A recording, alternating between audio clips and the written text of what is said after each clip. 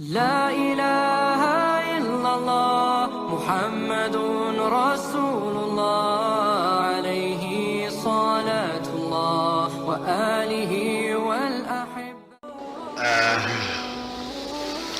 Setelah kita libur selama bulan puasa, ngaji kitab Al-Fathur Rabbani ini, hari ini kita mulai lagi. Halaman 194 kalau di sini. Kalau Pak Rahmat halaman 143. Bismillahirrahmanirrahim. Qala Allahu azza wa jalla, innallaha la yughayyiru ma biqaumin hatta yughayyiru ma bi anfusihim. Artinya bahwa Allah tidak akan merubah sesuatu ma ini sesuatu, tetapi terjemahan yang sudah keburu populer, sesungguhnya Allah tidak merubah nasib. Maknanya nasib suatu bangsa, hatta yughayyiru ma bi anfusihim, kecuali mereka merubah diri mereka sendiri. Ini terjemahan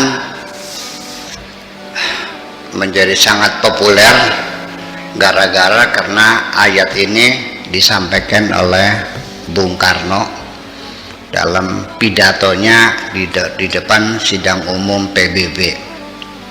Dalam catatan PBB itu baru pertama kali ayat Al-Quran didengungkan oleh Presiden Soekarno. Ayat ini adalah ayat pertama kali didengungkan di depan sidang umum PBB. Jadi raja-raja Arab dulu nggak ada yang pernah ngedalil nih, yang ada Bung Karno. Dalam rangka perjuangan bangsa Indonesia untuk memperoleh haknya, yaitu hak self determination, hak menentukan nasib sendiri. Jadi korelasinya ada bahwa Indonesia ingin merebut haknya, bisa menentukan masa depan bangsa Indonesia ada di tangan bangsa Indonesia, artinya tidak diatur oleh Belanda. Di mana korelasinya? Yaitu bahwa ketika kita masih diatur Belanda, berarti kita tidak bisa mengatur sendiri. Maka ayat ini diterjemahkannya pas dengan itu, Allah tidak akan merubah nasib suatu bangsa kecuali bangsa itu merubah nasibnya sendiri. Walhasil maka kesimpulannya Indonesia harus merdeka. Oke. Akan tetapi ketika kita lihat dari kajian linguistiknya, ini menjadi janggal. Karena seperti kita ketahui bahwa apabila nasib suatu bangsa itu tergantung kepada bangsa itu sendiri, ini perjuangan politik, menentukan nasib sendiri, self determination, bahwa bangsa itu harus menentukan nasibnya sendiri. Tetapi pada realitanya, apakah betul orang itu bisa menentukan nasibnya sendiri? Omong kosong. Ada enggak orang yang pengen miskin? Semua orang pengen. Saya nanya, kenapa Anda enggak kaya? Oke. Alasannya karena saya kurang rajin. Saya nanya yang rajin, yang getol, yang bekerja keras. Saya nanya, kenapa enggak kaya? Dia akan menjawab, belum nasibnya. Itu satu, bahwa persoalan merubah nasib apakah di tangan manusia apa di tangan Tuhan, Yang pasti saya katakan nasib kita ada di tangan Tuhan. Itu yang saya yakini. Karena perjalanan hidup saya sendiri juga yang menentukan adalah Tuhan.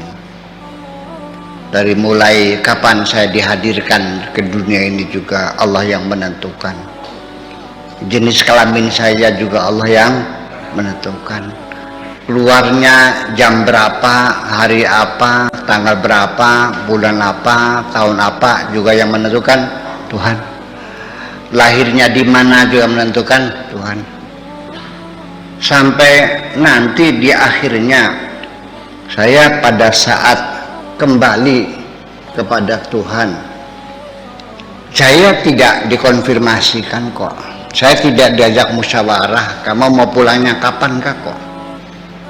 Dan kita tidak tahu kapan kita pulang. Bagaimana caranya nggak tahu. Apakah ketabrak mobil, apakah kena penyakit kanker, apakah kena virus corona, kita nggak tahu. Jadi itu adalah realita, bahwa realita bukan teori ini, nyatanya begitu. Atau barangkali ada di sini Pak Trisna barangkali pernah dulu ngisi formulir daftar kehadiran di bumi. Mana kan datang, ayo nih, nang isi lahirnya di mana, titik, tempat, tanggal, bulan, jenis kelaminnya suruh milih, enggak kok. Semuanya pemberian gratis semuanya. Nah, dari situ akhirnya kita menjadi menyangkal apabila nasib suatu bangsa itu tergantung pada bangsa itu sendiri untuk merubah, baru Allah akan merubah. Jadi pertanyaannya, kalau begitu siapa yang ikut, siapa yang nurut? Apakah Allah tergantung kita? Apa kita tergantung Allah? Ini menjadi mentah jadinya.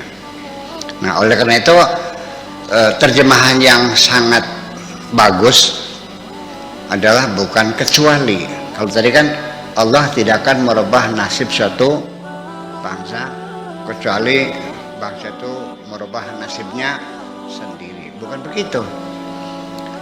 Allah tidak akan, menjadi begini terjemahannya, Allah tidak akan merubah nasib suatu bangsa sekalipun bangsa itu ingin merubahnya.